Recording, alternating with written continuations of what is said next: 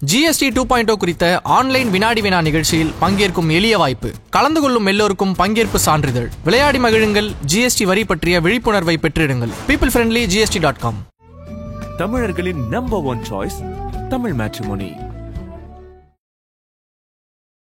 Cinema dialogue அவர் பேசுறாரு. CM sir, முடிஞ்சா நீங்க நான் ஆபீஸ்ல தான் இருப்பேன், வீட்டுல தான் இருப்பேன், என்னைய கைது செய்யுங்க, ஏன் ஆட்களை எதுவும் செஞ்சிடாதீங்க அப்படின்னு ஒரு சென்டிமெண்ட் டயலாக் அவர் பேசுறாரு. பேசி முடிக்கும் போது ஐ எம் வெயிட்டிங்னு போட்டு அந்த கத்தி பிஜிஎம் போட்டுருந்தாங்கன்னு வச்சுக்கோங்களேன், அந்த வீடியோ இன்னும் கொஞ்சம் மாசா இருந்திருக்கும் சார். தாவேக்காரன் அதை தான் எதிர்பார்க்கிறான். அணில் குஞ்சுகளை பூராமே இந்த சந்தர்ப்பத்தை பயன்படுத்தி கொண்டு சங்கிகளாக மாற்ற வேண்டும் என்று பாஜக ஒரு வலை விரிச்சுக்கிட்டு இருக்கான். விரைவில் நீங்க சொல்ல ஆதவ் டெல்லிக்கு போயிருக்காரு, பாஜக கிட்ட சரண்டர் ஆயிட்டாங்களா தாவேக்கா? நீங்களே சொன்னீங்க பாஜகவுடைய வலையில விஜய் விழுந்துட்டாருங்கிறீங்க. விஜய் வச்சு என்ன சார் பாஜக பண்ண போகுது? இந்த உயிரிழப்பில இருந்து குற்றமற்றவர் என்கிற நிலையை அடைவதற்கு, விஜய் அடைவதற்கு ஒரே ஒரு வாய்ப்பு சிபிஐ விசாரணை கோருவது என்பதுதான் அவங்களுக்கு. ஒரு கட்சியை நடத்த தெரியாமல், ஒரு கூட்டத்தை நடத்த தெரியாமல், ஒரு மக்கள் சந்திப்பை எப்படி ஒழுங்கு செய்ய வேண்டும் என்று தெரியாமல், ஒரு முட்டுச்சந்திலே மாட்டிக்கொண்டு என்ன செய்வது என்று தெரியாத விஜய் இந்த பழியை தூக்கி எப்படியாவது இந்த அரசாங்கத்தின் மீது, காவல்துறையின் மீது, கரூரினுடைய திமுகவினுடைய மையமாக விளங்கக்கூடிய செந்தில் பாலாஜியின் மீது குற்றஞ்சாட்டுவதன் மூலமாக தான் தப்பித்து விடலாம் என்று அவர் நினைக்கிறார். தனி விமானத்துல தப்பிச்சு போன இவர் தலைவரா, தனி விமானத்துல உடனடியாக வந்து அவர்களுக்கு நிவாரணம் வழங்கியவர் கொலை குற்றவாளிங்கிறான் இந்த நாட்டுல. இதை விட கொடுமை என்ன இருக்கு?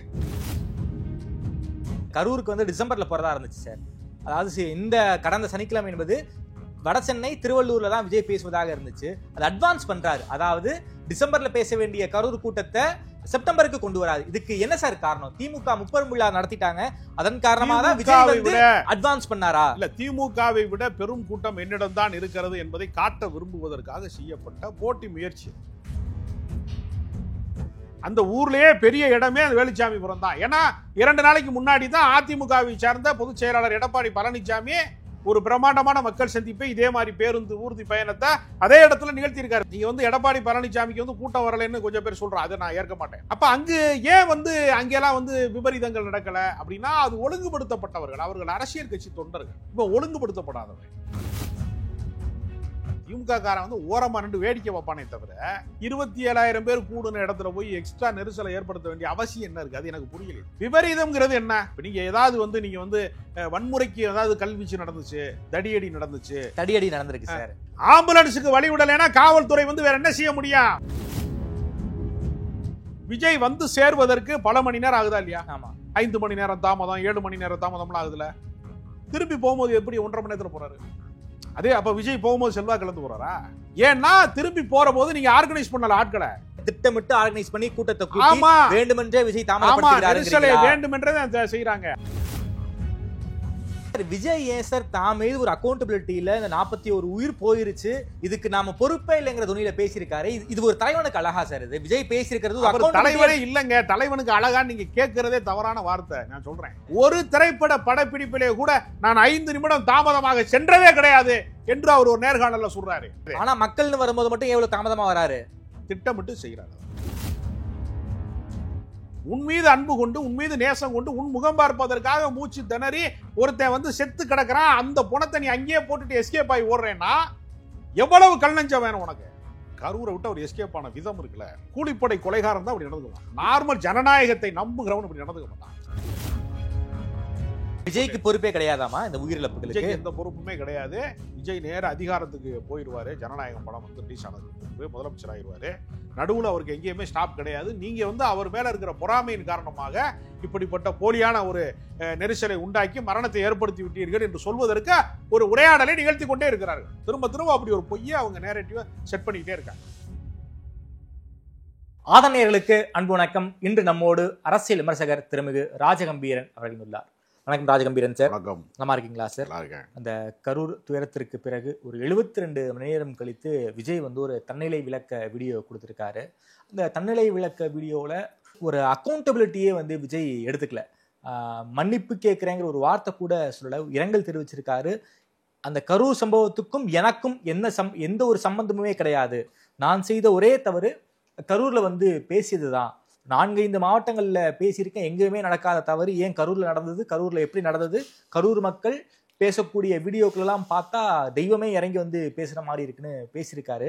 இந்த கரூர் சம்பவத்துல சதி இருக்குங்கிற துணியில விஜய் பேசியிருக்காரு. உங்களுடைய பார்வை என்ன? அதற்கு எதிராக தமிழ்நாடு அரசும் சரி, செந்தில் பாலாஜியும் சரி, ஒரு LED ஸ்கிரீன்ல வச்சு ஒரு மிகப்பெரிய விஷுவல்ஸே போட்டு காமிச்சிட்டாங்க. உங்களுடைய பார்வை என்ன சார்? ஆடத் தெரியாத ஒரு தெரு கோணலாக இருக்கிறது என்று சொல்வதை போல, ஒரு கட்சியை நடத்த தெரியாமல், ஒரு கூட்டத்தை நடத்த தெரியாமல், ஒரு மக்கள் சந்திப்பை எப்படி ஒழுங்கு செய்ய வேண்டும் என்று தெரியாமல், ஒரு முட்டுச்சந்திலே மாட்டிக்கொண்டு என்ன செய்வது என்று தெரியாத விஜய் இந்த ஒட்டுமொத்த பழியையும் தூக்கி, ஸ்கூல் பசங்கள்லாம் சொல்லுவாங்கல்ல, ஏன்டா ஃபெயிலாக போனேன்னா வாத்தியார் சரியில்லைம்மா, நல்லா படித்தேன், மார்க் அப்புறம் மெரிட் வாங்கினேன்னு கேட்டால் நானே படித்தேன் பண்ணல, அந்த மாதிரி இந்த பழியை தூக்கி எப்படியாவது இந்த அரசாங்கத்தின் மீது, காவல்துறையின் மீது, எல்லாவற்றையும் தூக்கி அந்த லோக்கல் வந்து அந்த கரூரினுடைய திமுகவினுடைய மையமாக விளங்கக்கூடிய செந்தில் பாலாஜியின் மீது குற்றஞ்சாட்டுவதன் மூலமாக தான் தப்பித்து விடலாம் என்று அவர் நினைக்கிறார். இது என்ன வேடிக்கைன்னா, ஒரு சதித்திட்டம், ஒரு மிகப்பெரிய குற்றம், இப்படி ஏதோ ஒன்று நிகழுதுன்னு வச்சுக்கோங்க, யாரும் அறியாத இடத்துல நிகழ்வது என்பது வேறு. இது 27,000 பேருக்கு மத்தியில் நடந்திருக்கிறது. 27,000 பேரும் செத்து போனவர்களை தவிர அனைவருமே இதுக்கு சாட்சியா இருக்காங்க. அந்த வேன்ல ஏறி பேசுற போது, அந்த பேருந்துல ஏறி வந்து விஜய் பேசுகிற போது அவருடைய வாகனத்துல காவல்துறைக்கு நன்றி தெரிவித்து அவர் பேசுறாரு. ஆமா. அப்புறம் மறுபடியும் காவல்துறை மேல குற்றச்சாட்டு சொல்றாங்க. எது உண்மை? விஜய் வந்து டூயல் கேரக்டர் நடிக்கிறாரான்னு நமக்கு தெரியல, இரட்டை வேடத்துல நடிக்கிறாரான்னு தெரியல. நன்றி தெரிவித்தவரும் அவர் தான், குற்றச்சாட்டு சொல்றதும் அவருடைய கட்சி தான். இது எப்படி புரிந்து கொள்வது? அவர் கண்ணு முன்னாடி தான் மயங்கி விழுகிறாங்க. அதற்காகத்தான் ஆம்புலன்ஸ் அழைக்கப்படுகிறது. அதை எப்படி உள்டாவா சொல்றாங்கன்னா, ஆம்புலன்ஸ் உள்ள பூந்ததுனால கூட்டம் நெரிசல் ஆயிடுச்சு, அதுல ஒரு திசை திருப்பல். சமீப காலமா பலருக்கும் ஆம்புலன்ஸ் பைத்தியம் பிடிச்சிருச்சு போல இருக்கே சார். இல்லங்க, அது எடப்பாடி கிளப்பி விட்டது. எடப்பாடி என்ன செய்யறாருன்னா, எல்லா ஊர்களிலேயுமே தேரோடும் வீதிகள் உண்டு. ராஜ வீதிலாம் பேர் வச்சிருப்பாங்க. அதுக்கு தேரோடும் வீதிகள் உண்டு. மதுரையில எல்லாம் வடக்கு மாசி வீதி, தெற்கு மாசி வீதி எல்லாம் சொல்லுவாங்க. பெரிய அகலமான தெருக்கள். ஆமா. அது கோவில்ல திருவிழாக்களுக்கு, தேரோட்டங்களுக்கு என்றே உருவாக்கப்பட்ட தெருக்கள். ஆமா. அந்த மாதிரி தெருக்கள்ல தான் அரசியல் கட்சிகளே பொதுக்கூட்டம் போடுவாங்க. ஏன்னா எல்லா நாளும் தேரோட்டம் போட போறது இல்லையில. திருவாரூரை பொறுத்த வரைக்கும் தெற்கரத வீதியில தான் வந்து பொதுக்கூட்டமே போடுவாங்க. பெரிய வடக்கு மாசி வீதி, மேலமாசி வீதி சந்திப்புன்னு ஒரு இடம் இருக்கு. பெரிய பிரம்மாண்டமான இடம். சர்வசாதாரணமா ஒரு 30,000 பேர் கூட முடியும். ஓ அப்படியா? மதுரையில அங்கதான் கலைஞர், அங்கதான் பட்டிமன்றம், அடிகளார், குன்றக்குடி அடிகளார் பட்டிமன்றம் எல்லாம் அங்கதான் நடக்கும். எல்லா பெரிய நிகழ்ச்சிகளும். ஓகே. கலைஞர் பேசுனதுல இருந்து, ஜெயலலிதா பேசுனதுல இருந்து, அரசியல் தலைவர்கள், இலக்கியம், நீங்க சொல்ற மாதிரி இலக்கிய நிகழ்வுகள் எல்லாத்திற்குமே அந்த அந்த இடத்தை தான் கொடுப்பாங்க. ஓகே. அந்த கார்னர் அது ஒரு பிரம்மாண்டமான தெரு. ஓகே. 2 தெருக்கள் சந்திக்கிற மையப்புள்ளியா. இப்ப ஏறத்தாழ வந்து விஜய்க்கு வந்து வழங்கப்பட்டதும் கரூர்ல பெரிய பிரம்மாண்டமான தெரு தான் சார். அது பிரம்மாண்டமான தெருன்னு சொல்ல இல்லங்க. இல்ல, அது நீங்க கரூர்காரங்கிட்ட கேட்கணும். நீங்க வந்து வந்து பாஜகவினுடைய அந்த குழு வர்றாங்கல்ல, உண்மை அறியும் குழு மாதிரி, ஹேமமாலினி வந்து கரூர்காரங்க கிடையாது. ரொம்ப பேர் அவங்க ஹேமமாலினி கரூர்ல பிறந்து வளர்ந்தவங்க நினைக்கிறாங்க. கொஞ்சம் பேர் செந்தில் பாலாஜி தான் கரூர்காரர். 2 லாரி இந்த பக்கம், 2 லாரி இந்த பக்கம், 2 லாரி போறதுக்கான தெரு. அந்த ஊர்லயே பெரிய இடமே அந்த வேலுச்சாமிபுரம் தான். ஏன்னா 2 நாளைக்கு முன்னாடி தான் அதிமுகவை சார்ந்த பொதுச் செயலாளர் எடப்பாடி பழனிசாமி ஒரு பிரம்மாண்டமான மக்கள் சந்திப்பை, இதே மாதிரி பேருந்து ஊர்தி பயணத்தை அதே இடத்துல நிகழ்த்தி இருக்காரு. வெறும் 2 தினங்கள் முன்னாடி தான். ஆமா. பெரிய வித்தியாசம்லாம் கிடையாது. அப்ப பிரம்மாண்டமான கூட்டமும் வந்திருக்கு. நீங்க வந்து எடப்பாடி பழனிசாமிக்கு வந்து கூட்டம் வரலைன்னு கொஞ்சம் பேர் சொல்றான். அதை நான் ஏற்க மாட்டேன். நான் மாற்று அரசியல் கருத்து உடையவனாக இருந்தாலும் எடப்பாடி பழனிசாமி கூட்டம் வருது. அப்ப அங்கு ஏன் வந்து அங்கெல்லாம் வந்து விபரீதங்கள் நடக்கல அப்படின்னா, அது ஒழுங்குபடுத்தப்பட்டவர்கள், அவர்கள் அரசியல் கட்சி தொண்டர்கள். இப்ப ஒழுங்குபடுத்தப்படாதவன், மரக்கிளையில ஏறி குதிக்கிறவன், வந்து பேரிகார்டை உடைக்கிறவன், வந்து ஒருத்தன் வீட்டு மேற்கூரையில போய் ஹாஸ்பிட்டல் சீட்டை உடைச்சுக்கிட்டு மேலே ஏறி கத்துறவன், இவன் எப்படி வந்து நீங்க இவனை வந்து ரசிகர் மனநிலையில இருந்து இவன் இன்னும் தொண்டர் மனநிலைக்கு வந்து சேராதவன். அதுல பாதி பேருக்கு மேல போதைக்காரங்க, பல பேர். சினிமா போதை ஒண்ணு, மது போதை ஒண்ணு. கட்டுக்கடங்காத. யார் சார் விக்கிறோம்? நாம தானே சார் விக்கிறோம். அரசாங்கம் தானே விக்குது. எல்லா அரசாங்கமும் விக்குதுங்க. நீங்க உடனே தனிப்பட்ட முறையில ஏதோ சாராயத்தையே ஃபர்ஸ்ட் உருவாக்கி கண்டுபிடிச்சு உற்பத்தி செஞ்சு விற்கிறது ஒரே ஒரு அரசியல் கட்சிங்கிற மாதிரி வந்து நீங்க எல்லாம் வந்து வண்ணம் பூசாதீங்க. அதிமுக ஆட்சியில் வந்து விற்கலையா? இப்ப மது உற்பத்தியாளர்கள் மாநாட்டை வந்து யோகி ஆதித்யநாத்தினுடைய உத்தரப்பிரதேசத்தில் இப்ப நிகழ்த்தப்படவில்லையா? எந்த மாநிலத்துல மது இல்லாத மாநிலம் எங்க இருக்கு? கள்ளச்சாராயம் ஓடும் கொஞ்சம் இடத்துல, தடை செஞ்ச இடத்துல. இது நான் என்ன சொல்றேன்னா, ஒவ்வொரு எப்படி நீங்க வழிநடத்தப்பட வேண்டும் என்கிற ஒரு கேள்வி இருக்கிறது. எந்த ஒழுங்கையுமே பின்பற்றாம காவல்துறை நிபந்தனை கொடுத்தா நான் அதை யாரும் ஒரு ரூல்ஸை கூட ஃபாலோ பண்றது கிடையாது. 50 அடிக்கு முன்னாடியே ஒரு காவல்துறை அதிகாரி நிறுத்தி, ஐயா நெரிசலா இருக்கு போகாதீங்கன்னு தடுக்கும் போது, இல்ல நான் இங்கே தான் போவேன்னு சொல்லி அத்துமீறி போயிருக்காங்க. வேண்டுமென்றே காலதாமதமாக ஒரே ஒரு விஷயம் நீங்க கவனிக்கணும். விஜய் வந்து சேர்வதற்கு பல மணி நேரம் ஆகுதா இல்லையா? 5 மணி நேரம் தாமதம், 7 மணி நேரம் தாமதம்லாம் ஆகுதுல. திருப்பி போகும்போது எப்படி 1.5 மணி நேரத்தில் போறாரு? அதே அப்ப விஜய் போகும்போது செல்வாக்கு இழந்து போறாரா? ஏன்னா திருப்பி போற போது நீங்க ஆர்கனைஸ் பண்ணல ஆட்களை. அதாவது திட்டமிட்டு ஆர்கனைஸ் பண்ணி கூட்டத்தை கூட்டி வேண்டுமென்றே விஜய் தாமதப்படுத்துகிறாரு. வேண்டுமென்றே செய்யறாங்க. அவங்க என்ன செய்யறாங்கன்னா, விஜய் எந்த விமானத்துல வர்றாரு, எத்தனை மணிக்கு வர்றாரு, எந்த வழியில வர்றாரு, என்ன ரோடு மேப்புமே இவங்களுக்கு சொல்லி சில மானங்கட்ட ஊடகங்கள் இருக்கான், சேட்டலைட் டிவிக்காரன், நேரலைங்கிற பேர்ல இதோ காரில் புறப்பட்டு விட்டார், இதோ வந்து கொண்டிருக்கிறார், வாகனம் வந்து கொண்டிருக்கிறது, யூ டர்ன் போட்டுக்கிட்டு இருக்கு, இப்ப சிக்னல்ல நிக்குதுங்கிற வரைக்கும் நேரலை. அவர் என்ன ஜட்டி போட்டாருங்கிறத மட்டும்தான் அவங்க நேரலையில சொல்லல. எல்லாமே சொல்றான், இதோ வருகிறார், அதோ வருகிறார். பல மணி நேரம் பில்டப் அவன் கொடுக்குறான். இவன் டிஆர்பி ரேட்டிங்காக கொடுக்குறானா, பேக்கேஜ் வாங்கிட்டு இதை செய்யறானான்னு தெரியல. முன்னணி தொலைக்காட்சி ஊடகங்கள் பல பேர் நேரலை என்கிற பேர்ல நினைக்கிறேன். மற்ற கட்சியில இப்ப மதுரையில வந்து சிபிஎம் மாநாடு போட்டான். சோழமண்டல, அதாவது பாண்டிய மண்டலத்தில் சிபிஎம் மாநாடுன்னு யாரும் கேப்ஷன் வைக்க மாட்டாங்க. விஜய் வந்தா யோசிச்சு பாருங்க. ஜனநாயக நாட்டுல நான் மன்னர் ஆட்சியை ஒழித்து முடித்து விட்டு ஜனநாயகத்துக்கு திரும்பி இருக்கிறான். இந்த ஜனநாயக ஆட்சி நடக்கிற போது ஒருத்தன் வந்து துணிச்சலா வந்து சோழ மண்டலத்தில் விஜய்னு போடுறான், சேர மண்டலத்தில் விஜய்னு போடுறான்னா அவனுடைய புத்தி லட்சணம் என்னவா இருக்கும் நீங்க பாருங்க. அவன் எந்த அளவுக்கு கேடு கட்டவன் அவங்க எல்லாம் இருப்பாங்கிறத பாருங்க. அவங்க சோறு தான் திங்கிறாங்களான்னு நான் கேட்க விரும்புறேன். இந்த சேனலுடைய நான் கேட்கிறேன், நீ சோறு தான் திங்கிறியான்னு நான் கேட்கிறேன். ஜனநாயக நாட்டில் எப்படா நீ சேர நாடு சோழ நாடு பேசுவ? ஒரு கோவிலுடைய வரலாறு சொல்லும் போது இது சோழ மண்டலத்தில் இருந்துச்சு, கங்கை கொண்ட சோழபுரம் பேசினா பரவாயில்ல. ஒரு வரலாற்று குறிப்புக்கு அப்படி மேற்கோள் காட்டலாம். ஒரு ஜனநாயகம் சார்ந்த நிகழ்வுல எப்படி நீ வந்து சேர மண்டலம் சோழ மண்டலம் நீ பேசுவ? அப்ப வந்து ஒவ்வொரு ஊருக்கு நீ தனித்தனியா வந்து பழைய மாதிரி குறுநில மன்னர்களை பிரிச்சு கொடுக்க போறீங்களா நீங்க எல்லாம் சேர்ந்து? சரி, அவர் வர்றாரு, இதை பில்டப் பண்ணி ஏத்துறான். இந்தா வர்றாரு, அந்தா வர்றாரு. இவர் வந்து வேண்டுமென்றே இன்னும் கூட்டம் கூடட்டும். கரூர்ல இப்பதான் 30 விழா நடத்துனாங்க திமுக காரங்க. அதை விட பெரிய கூட்டம் நமக்கு வரணும், மாஸ் காட்டணும், விடவே கூடாது என்கிற போட்டி மனப்பான்மையில சார் குறிப்பாக கரூருக்கு வந்து டிசம்பர்ல போறதா இருந்துச்சு சார்.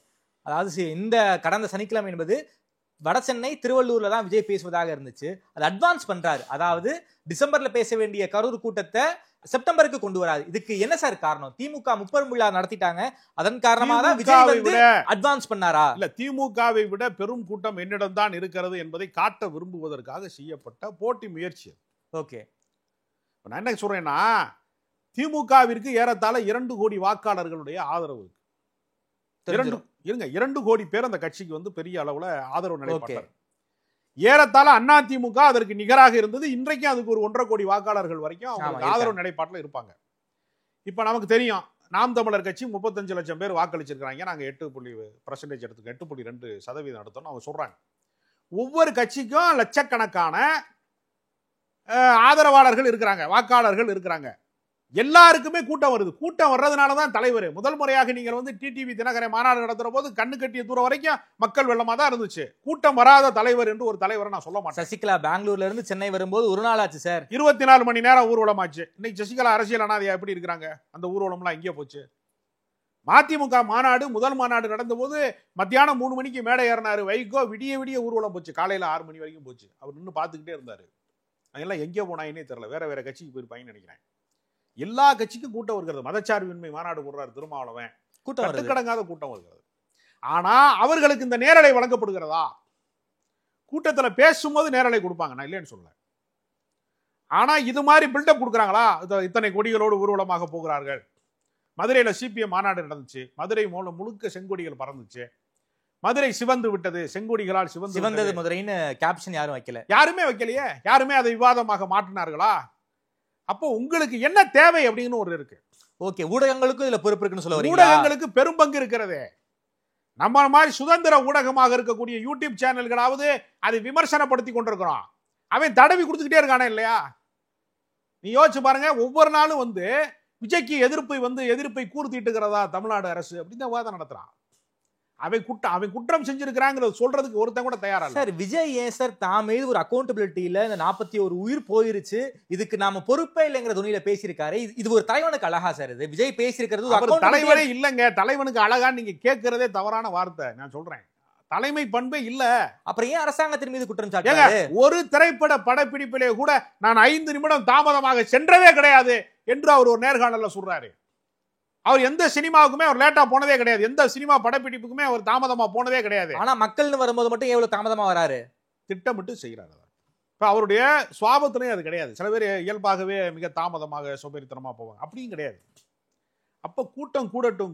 அதுவும் வந்து மாலை பொழுது என்றால் கூட பரவாயில்ல. இரவு 7 மணி இல்ல, வந்து சேர்ந்தது 7 மணி. அவங்க கொடுத்த நேரம் வந்து 7 மணி கிடையாது. 3 to 10 தான் சார் டைம் கேட்டிருந்தாங்க. மதியம் 3 to 10 தான் டைம் கேட்டிருந்தாங்க. அவங்க வந்து டைம் புஷி ஆனந்த் வந்து சொன்னதை வந்து மணி 12:30 மணிக்கெல்லாம் கரூரில் பேசிடுவாருனாங்க. அதை நீங்கள் சொல்லிடுங்க. நான் கேட்குறேன், முத நாள் அஃபீஷியல் பேஜ்லேயே வந்து 12:30 மணிக்கெல்லாம் விஜய் வந்துருவார்னு போட்டிருக்காருங்க.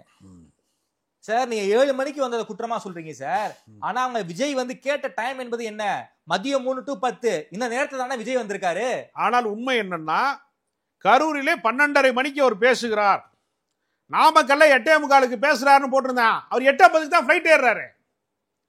பல மணி நேர தாமதத்தை செயற்கையாக உருவாக்கி இந்த இடத்துல 10,000 பேர் தான் வந்து நிற்க முடியும் என்கிற இடத்துல 27,000 பேரை வந்து திரட்டி கொண்டு வந்து நிறுத்தி ஏறத்தாழ நாமக்கல்ல இருந்து ஒரு 5,000 பேர் ஃபாலோ பண்ணியே வந்திருக்கான். அவர்களை திருப்பி அனுப்புவதற்கு எந்த முயற்சியுமே செய்யல. நான் பல மாநாடுகளில் பார்த்திருக்கேன். திருமாவளவன் போன்ற தலைவர்கள்லாம் கட்டுக்கடங்காத கூட்டம் வருகிற போது அவர்களை கட்டுப்படுத்துவதற்கு அவரே மைக் எடுத்து அந்த மாநாடு தொடங்குவதற்கு முன்பு எல்லாருமே கண்டிப்பாரு, மேடை விட்டு கீழே இறங்கு, அந்த பக்கம் மரத்தில் நிக்கிறவன் முதல்ல கீழே இறங்கு, தயவு செஞ்சு கீழே இறங்கு, இல்லைன்னா நான் பேச மாட்டேன், போஸ் மரத்துக்கிட்ட நிக்கிறவன் இங்க போகாத, டிரான்ஸ்ஃபார்ம் பக்கம் போகாத, யார் உயரத்துல நிக்க கூடாது, காம்பவுண்ட் சவர் ஏறக்கூடாது என்று எல்லா தலைவர்களும் கட்டளை இடுவாங்க. விஜய் அந்த பரப்புரை வாகனம் என்பது நாமக்கல்ல இருந்து கரூர் வருது. பின்தொடர்ந்து ஒரு பெரிய கூட்டம் வருது. ஒரு இருசக்கர வாகனம் மோதிரும், வண்டி மேல மோதிரும். அப்ப கூட வண்டியை நிறுத்தி விஜய் வந்து வராதீங்கன்னு சொல்லல சார். அதை ரசித்துக் கொண்டே வருகிறார்.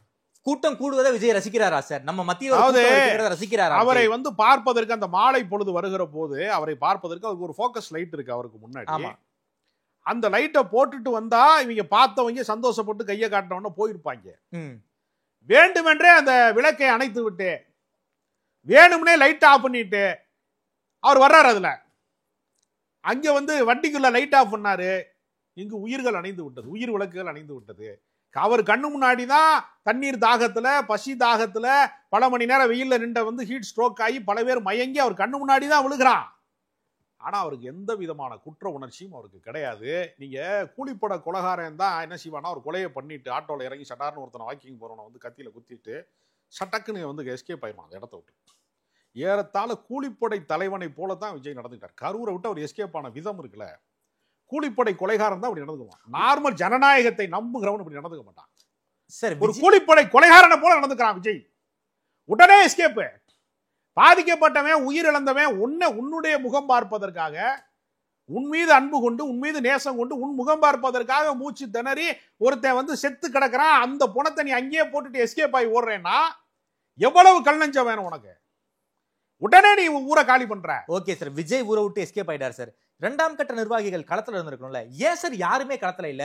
திமுக காரங்க நிக்கிறாங்க, அதிமுக காரங்க நிக்கிறாங்க, பாஜக காரங்க நிக்கிறாங்க, நாம் தமிழர் நிக்கிறாங்க. இவங்க எல்லாருமே களத்துல இருக்காங்க. தாவேகா காரங்க எங்க போனாங்க? இவர்கள் எல்லாம் அரசியல் கட்சியை சார்ந்தவர்கள். நீங்க சொன்னாங்க எல்லாம் இவர்கள் ரசிகர் மன்றத்தை சார்ந்தவர்கள். உடனே எல்லாரும் சுவிட்ச் ஆஃப் பண்ணிட்டாங்க. மறுநாள் ஊடகங்களுக்கு செய்தி சேகரிப்பதற்கு கூட நான் பல செய்தி சேனல்களில் விவாதங்களில் பங்கேற்கிறதுங்க முறையில் நான் சொல்றேன். பல செய்தியாளர்கள் பகிர்ந்து கொண்டது, ஒருவன் கூட போன் எடுக்கிற, சுவிட்ச் ஆஃப். எல்லாமே தலைமறைவாயிட்டான். எல்லாருமே யார் அனுமதி வாங்கினவனோ, யாருக்கு விழா நடத்தினவனா, யார் எல்லாருமே ஒருத்தன் கூட கிடையாதுங்க. 2ஆம் கட்ட தலைவர் இல்ல, மாவட்ட செயலாளர் இல்ல, கட்சிக்கு வந்து வாலண்டியர்ஸ். எல்லா கட்சிகளுக்குமே தன்னார்வ தொண்டர்கள். நீங்க எந்த மாநாடுமே போலீஸை நம்பி நடத்துறது இல்ல, பொதுக்கூட்டமோ எதுவுமே நடத்துறது இல்ல.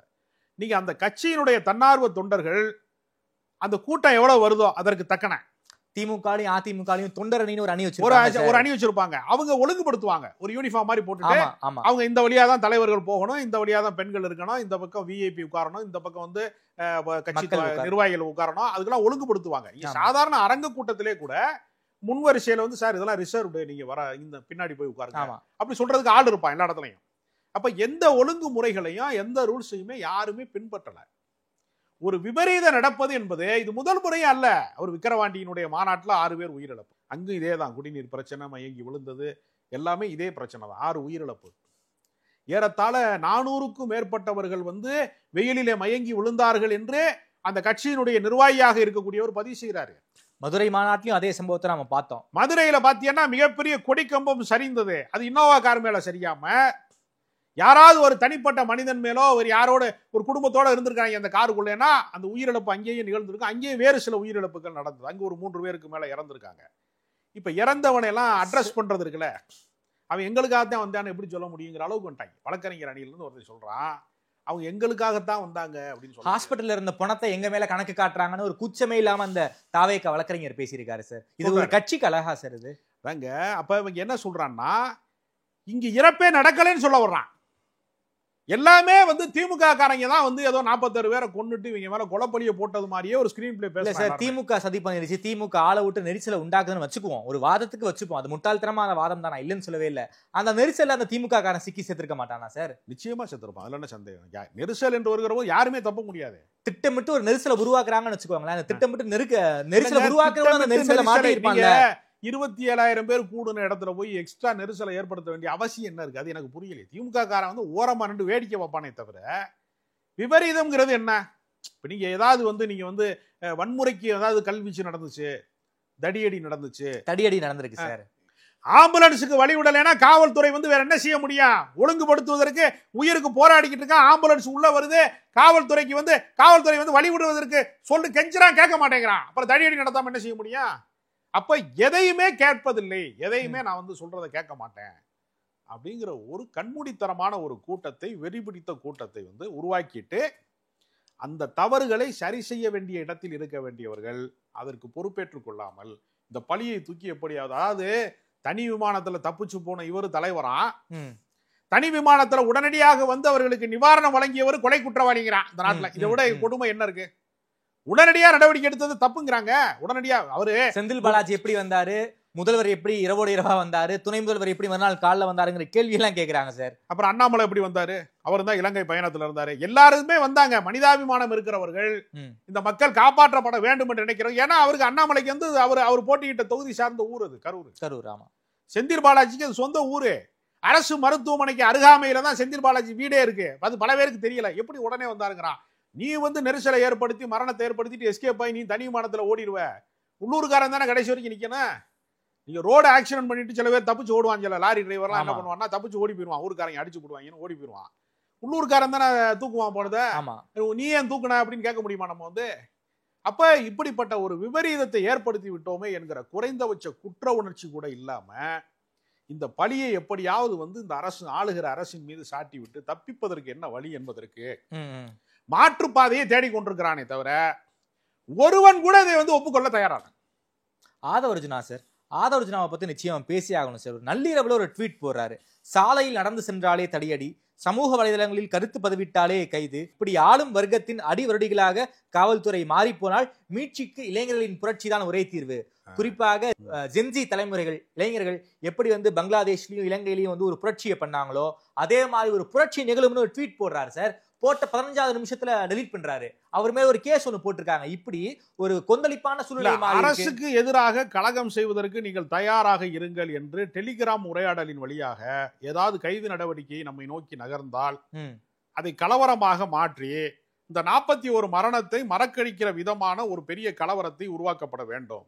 எப்படி மெரினால ஒரு அன்ஆர்கனைஸ்டா ஒரு கூட்டம் கூடி ஒரு மிகப்பெரிய ஒரு போராட்டமா மாறுனுச்சோ அதே மாதிரி ஒரு போராட்டத்துக்கு தாவேகா திட்டமிடுதா? ஆதவர்ஜுனா திட்டமிட்டா பரவாயில்ல, ஒரு கழகத்திற்கு நாம் திட்டமிட வேண்டும். இந்த சட்டம் ஒழுங்கு சீர்குலைந்து விட்டது தமிழ்நாடு. அது வன்முறைக்கு திட்டமிடுறாரு. வன்முறைக்கு திட்டமிடுகிறார் என்பதற்கான ஆதாரம் உளவுத்துறையினுடைய தகவலுக்கு கிடைச்சிருக்கு. இப்ப ஏன் சார் ஆதவர்ஜுனாவை கைது பண்ணல?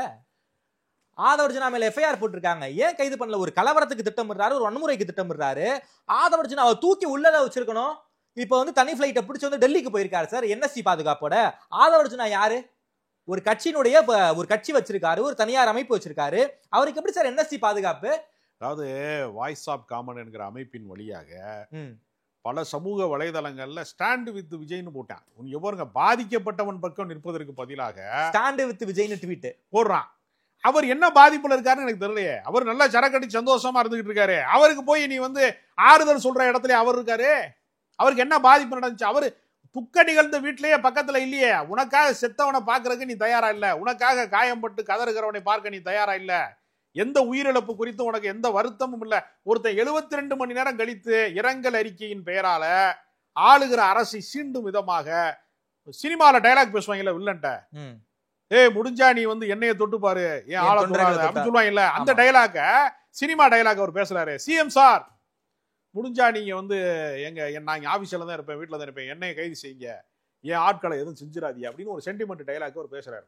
பேசி முடிக்கும் போது ஐ எம் வெயிட்டிங்னு போட்டு அந்த கத்தி பிஜிஎம் போட்டுருந்தாங்கன்னு வச்சுக்கோங்களேன், அந்த வீடியோ இன்னும் கொஞ்சம் மாசா இருந்திருக்கும் சார். அதைத்தான் தமிழ்நாடு எதிர்பார்க்குது அவர்கிட்ட. தமிழ்நாடு எதிர்பார்க்கல சார், விஜயோடைய ரசிகர்கள் இதை தான் எதிர்பார்க்கிறாங்க. தாவேக்காரன் அதை தான் எதிர்பார்க்கிறான். அணில் குஞ்சுகளை பூராமே இந்த சந்தர்ப்பத்தை பயன்படுத்தி கொண்டு சங்கிகளாக மாற்ற வேண்டும் என்று பாஜக ஒரு வலை விரிச்சுக்கிட்டு இருக்கான். இப்ப என்ன சார் சொல்றீங்க, புது கதையால இருக்கு, வேறு வழி இல்லையில போய் மாநில அரசினுடைய குற்றப்பதிவேட்டில நம்ம இருக்கோம், நம்ம வந்து தேடப்படும் குற்றவாளியாக மாற்றப்பட்டு விட்டான், தனிப்படை தேடிக்கொண்டிருக்கிறது புஷி ஆனந்தா. இந்த நிலைமை வந்ததற்கு பின்பு கைது நடவடிக்கை என்பது விஜய் வரைக்கும் நீளுவதற்கான வாய்ப்பு இருக்கிறது.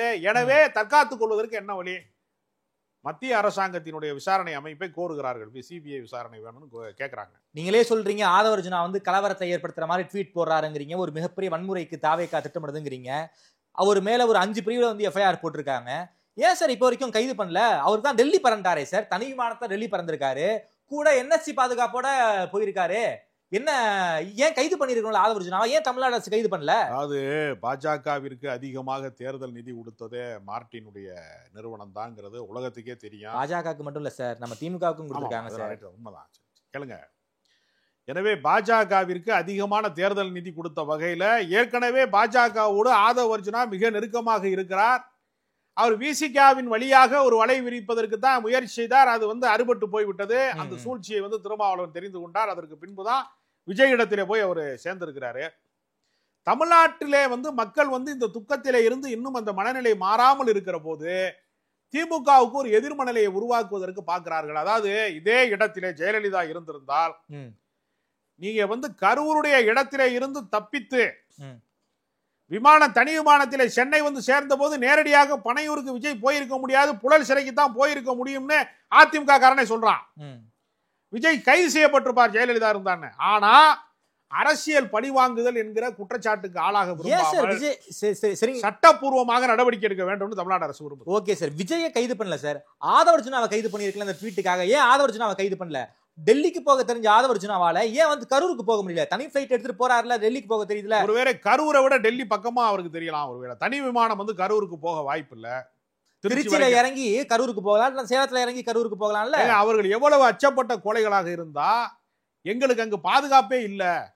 ஒரு பக்கம் சொல்றான் நாங்க செய்யலைங்கிறான், இந்த குற்றத்துக்கு எங்களுக்கு எந்த சம்பந்தமும் கிடையாது, உயிரிழப்புக்கு நாங்க காரணம் இல்லைங்கிறான். ஆனா அவனே என்ன சொல்றான்னா எங்க உயிருக்கு வந்து நாங்க போனோம்னா எங்களுக்கு பாதுகாப்பு கிடையாதுங்கிறான்.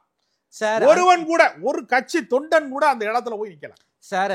கரூர் மாவட்ட தாவேக்கா மாவட்ட ஆபீஸ் இருக்குல்ல, அதை மூடிட்டாங்க சார். மூடிட்டு யாருமே இல்லைன்னு வந்து இந்தியன் எக்ஸ்பிரஸ்ல செய்தி போட்டிருக்காங்க சார், பிரிண்ட்ல கேரி பண்ணிருக்காங்க. அதே நிலைதான் பனையூர் அலுவலகத்துக்கு விரைவில் வரப்போகிறது.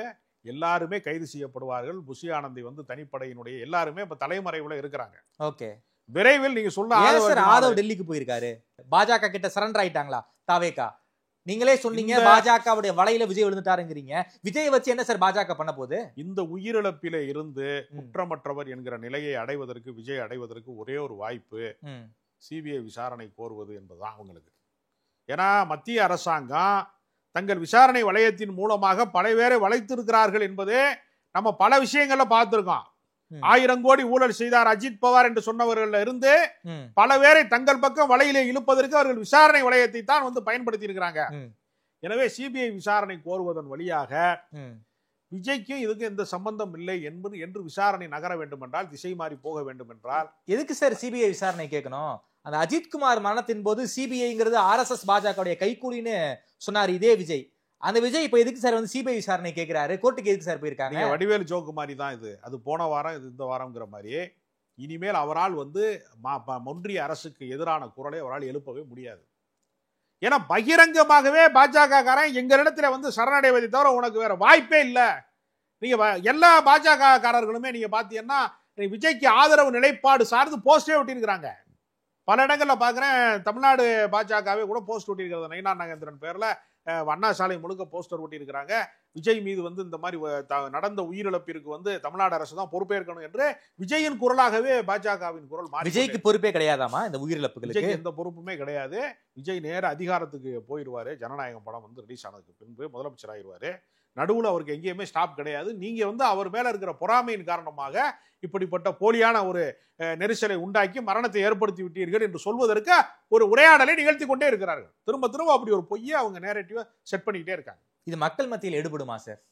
மக்கள் மத்தியில நம்ம கிரவுண்ட்ல பேசும்போது திமுக தான் சதி பண்ணிச்சிருங்கிற மைண்ட் செட்ல மக்களும் இருக்காங்களே சார். இல்ல, அது வந்து ஊடக பிரச்சாரத்தினுடைய வெற்றி. அது பேபல்ஸ் பிரச்சாரத்தினுடைய வெற்றி. எப்பொழுதுமே என்ன செய்வாங்கன்னா, உண்மைக்கு மாறான செய்திகளை உடனடியாக பரப்புவார்கள். ஆனால் கள நிலவரத்தில் அப்படி இருக்காது. இதை கண்ணால் பார்த்தவர்கள் வந்து சாட்சிகளாக இருக்கிறாங்க. அந்த மரணமடைந்த 41 தவிர மிச்ச எல்லாருமே இந்த சம்பவத்திற்கு சாட்சிகளாக இருக்காங்க. காணொலி காட்சிகள் சாட்சிகளாக இருக்கிறது. நீங்க எந்த விசாரணை வளையத்துக்குள்ள போனாலும் விஜயினுடைய குற்றத்தை மறைப்பது என்பது சாத்தியமே இல்லை.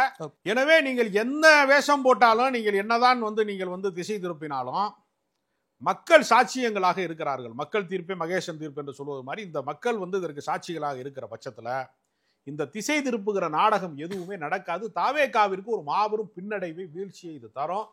புதிதாக ஒருவர் கட்சி தொடங்குகிறார், இளைஞர் சக்தியாக இருக்கிறார் என்று கொஞ்சம் பேர் வந்து மாரல் சப்போர்ட்டா நம்பியவர்கள் கூட இவ்வளவு கல்லஞ்சம் படைத்தவரா, இந்த அளவிற்கு வந்து ஒரு உயிரிழப்புக்கு கூட வந்து மன பதட்டம் இல்லாமல் 72 மணி நேரம் 3 நாட்கள் கழித்துதான் இரங்கல் என்கிற பேரிலே ஒரு அரசியல் நாடகம் நடத்துகிறவரா என்கிற அளவிற்கு பல பேர் பதட்டம் அடைந்திருக்கிறார்கள். எனவே விஜயினுடைய அரசியல் ஒரு நாளும் வெல்லாது. விஜய் விரைவில் கைது செய்யப்படுவார். ஓகே சார், நன்றி சார். குறிப்பாக இந்த கரூர் உயிரிழப்புகளை பொறுத்த வரைக்கும் விஜய்க்கு அக்கௌண்டபிலிட்டி இருக்கு. விஜய் வந்து பொறுப்பேற்கணும், குறிப்பாக வந்து மன்னிப்பு கேட்கணும். அதே போல இந்த சதியில் இந்த விஷயத்திலிருந்து தப்பிப்பதற்காக பாஜக கிட்ட வந்து விஜய் சரண்டர் ஆயிட்டாரு அப்படிங்கிற உங்களுடைய பார்வை ரொம்ப விரிவாக வச்சிருக்கீங்க.